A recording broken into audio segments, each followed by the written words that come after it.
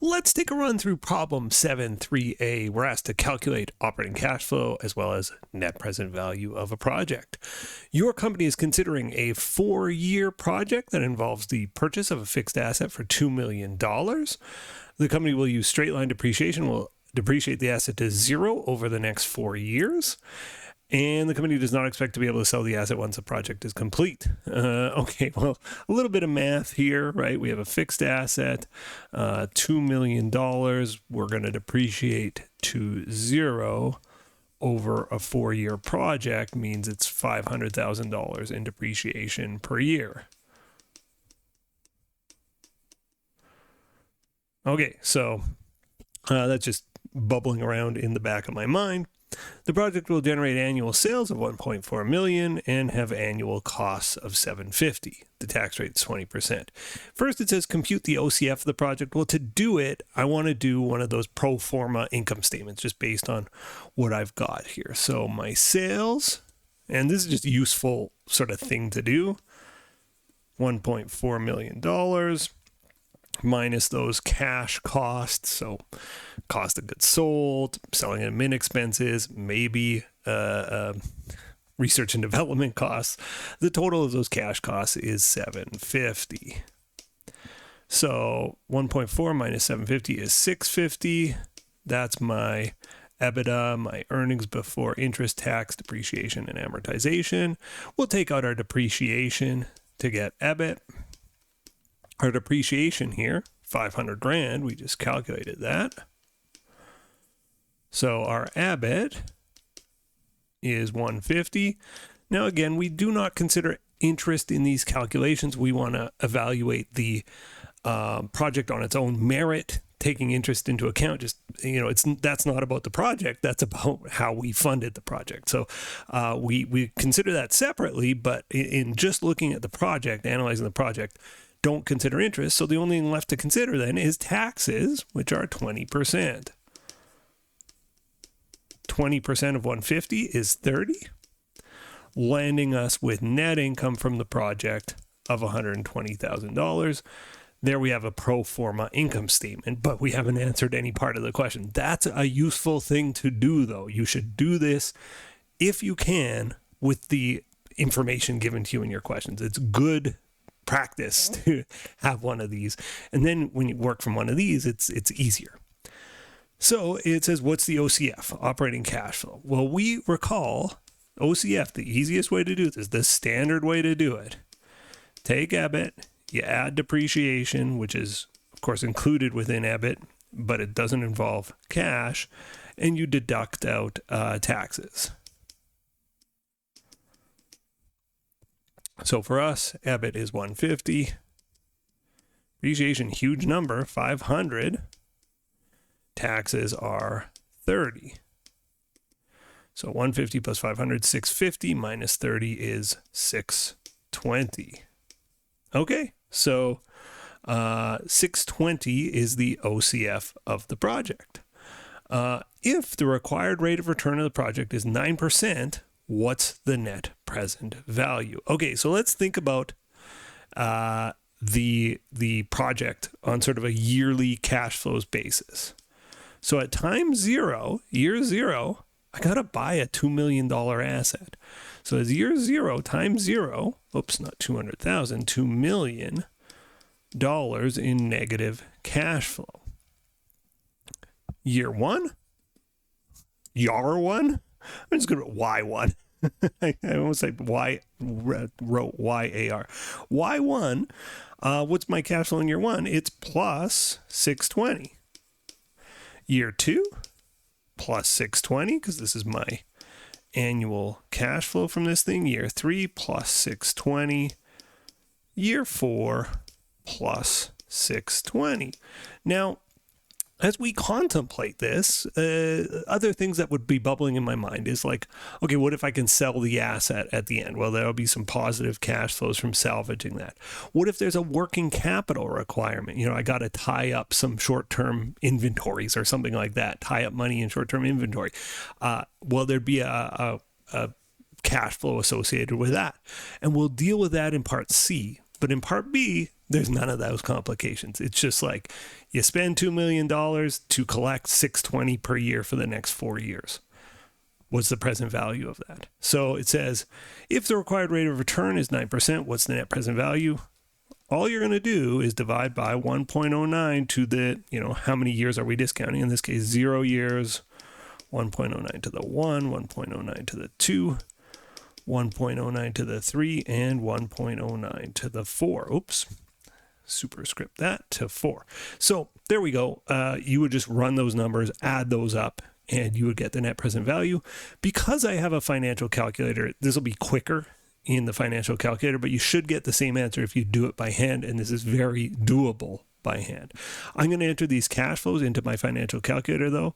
My cash flow at time 0 is $2 million negative. Enter.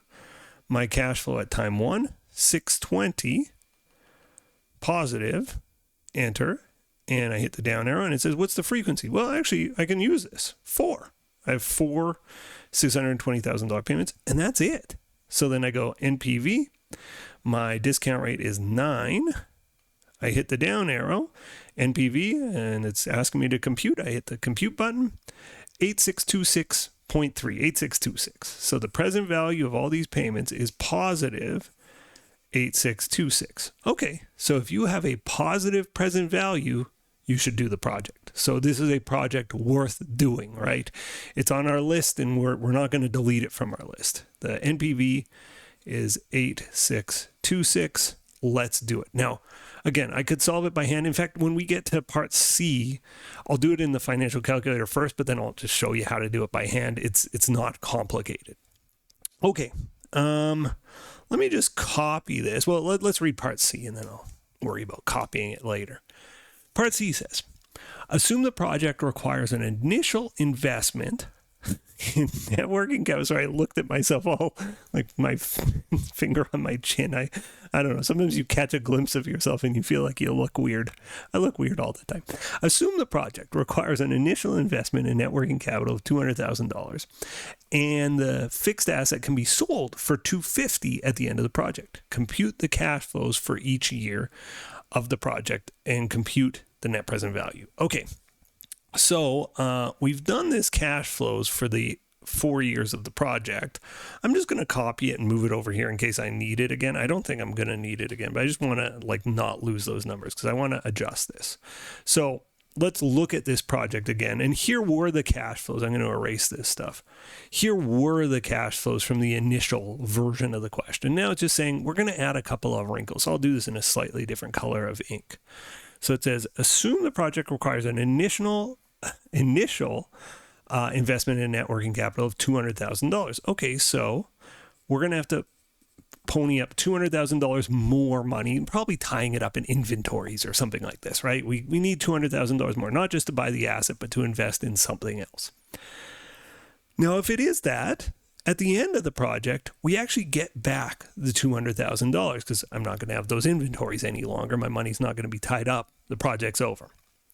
So we get a $200,000 positive cash flow at the end. What else happens here? The fixed asset gets sold for $250. Well, remember, we experience a gain on this sale because we depreciate it down to 0. We think the asset's worth 0, but if we sell it for $250, we have a $250,000 taxable gain. Gets taxed at 20%, meaning there's $50,000 in taxes. So I get $250 from selling the thing, but I lose $50 in taxes. That nets out to another plus $200, right? So $200,000 flows in, $250 flows in, but then I got to pay $50 in taxes. So I got to consider those as future cash flows as well. That's it though. That's all I need to do. So if I sum this up, I go, okay, I'm $2.2 million down at time 0. So divide by 1.09 to the 0th power. I'm 620 up at the end of year 1. I'm 620 up at the end of year 2. So I'm just going through the discounting method. So that's 1.09 to the 1, 1.09 to the 2. 620 up at the end of year 3, 1.09 to the 3rd power. And I'm going to have to use a calculator here. 620, clear. 620 plus 200 plus 200. Actually, I could do that in my head, but we're here now. So plus 200 is 1020 plus 1020 divided by 1.09 to the fourth power. Okay, so there we have it. Now we just need to run those numbers. I'll do it in the financial calculator first. That'll be the end of the question, and then I'll show you how to do it by hand for those that want to stick around. But let's do it in our financial calculator. So I go CF. I've got some old cash flows in there. I go second function, clear work, and then I just try it again. CF 2.2 million negative, enter, down arrow, cash flow at time 1. I'm going to do these ones individually. I think I could do a frequency 3 here because there's 1, 2, 3 of them. I'm antsy about screwing this up. I'm 10 minutes into a video, so if I screw it up, I wouldn't be happy with myself. Cash flow at time 2 is 620. Cash flow at time 3 is 620. And cash flow at time 4 is 1020. Enter. I just want to go up through them, make sure I didn't misclick anything. Cash flow at 1. Yeah, so cash flow at 0. Okay, there we go. Let's go ahead and calculate the net present value of those cash flows. So I go NPV. Our discount rate is still 9. Hit the down arrow, hit compute, and I get 91,996. 91,999. Actually, let me do it down here because we're going to be calculating these in a second. 91,996. That is the net present value of part C. We've solved the problem. So if you got to this point and you're using financial calculator like me, terrific. That's it. Go ahead and hit the thumbs up button and get on out of here. If you're sticking around, why don't you hit the thumbs up button anyway? It feels good to do. You're doing me a favor, and I genuinely appreciate it. So let's go ahead and solve the rest of this by hand. We're just going to prove that this does equal 91,996. And if I wasn't gifted or didn't have, gifted is the wrong word, given the ability to use a financial calculator, right? If your professor says no financial calculators, you can do it by hand and it's not hard. So all we do is calculate it out. 2.2 million negative divided by 1.09 to the 0 is just divided by 1. So divide by 1, oops, and it's 2.2 million negative. 620 divided by 1.09 to the power of 1, so divide by 1.09. 568,807. Because I'm rounding here, you can see there's pennies. We might end up off by $1 or $2 at the bottom of this. This is the correct answer, but we might end up off $1 or $2, but who cares? 1.09 squared to the power of 2. I just go 1 over x times 620. I get 521,842. 521,842. 1.09 to the third power. X3, you go 1 over x times 620. 478,754. And 102 divided by 1.09 to the fourth, 1.09 to the power of 4. 1 over x times 102,000. 722,594. 722,594. Now we just add up this list of numbers. Negative 2.2 million plus these 4 numbers. And we hope that we get the right answer. 2.2 million negative plus 568,807 plus 521,842 plus 478,754. And last but not least, we add 722,594. And we get, dun dun dun dun, drum roll please, 91,997. So we were off by $1 as predicted. This number is more accurate, but at the end of the day, we're predicting cash flows 4 years out. So being off by $1 is not the craziest thing in the world. Okay, you've made it to the end of 738. Now, if you really did make it to the end, smash one of those buttons. Unless you hit it before, then don't hit it twice. But thank you so much for watching. Have a great day, and I'll see you in our next video. Bye-bye.